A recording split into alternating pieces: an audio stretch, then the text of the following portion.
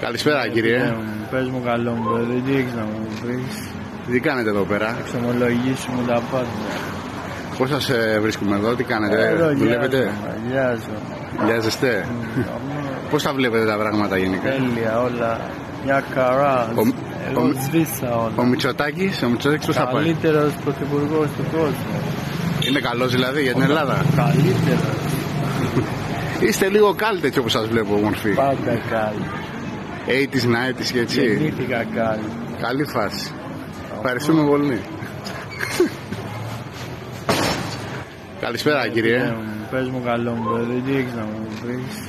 Τι κάνετε εδώ πέρα? Εξομολογήσου μου τα πάντα. Πώς σας βρίσκουμε εδώ, τι κάνετε, δουλεύετε?